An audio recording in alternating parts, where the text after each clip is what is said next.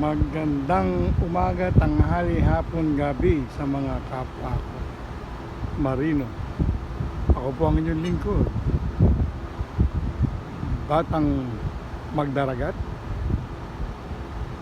Nandito po kami ngayon sa Guam. Yan po, kararating lang po namin. Pero mamaya po, pagpunta ko po sa labas, ipakikita ko po sa inyo ang lugar ng Guam. Dito po sa kabilang side, hindi ko po pwedeng pakita po, bawal. So dito naman po ako sa lagar na po, sa tabi ng ano. Yan po yung lugar na yan. Napakalayo nga lang po, pero yun po yung tanker.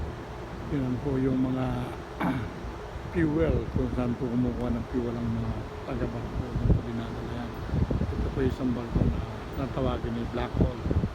Isa po yan sa mga nag-reserve, nag-ano po yan, yung mga marino din po ng American Marino po yan na sa Amerika po nag-shipping ito po.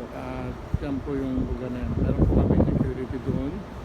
Kung nakikita yung maliit na boat na yan, yan po yan. Sana po supportahan nyo po yung aking vlog at tulungan nyo po ako. Bago lang po ako sa kuwan na to, sa vlog na to.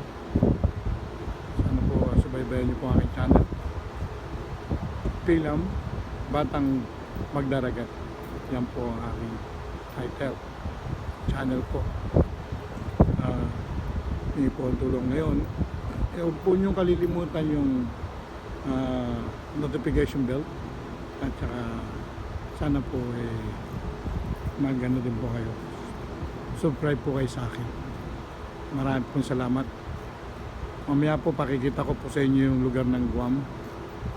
Kung gabi man po, pasensya na po kasi gabi lang po pwede makalabas, or maaaring pong bukas gagawa po ako ng video at ipakikita ko po sa inyo yung lugar ng Guam.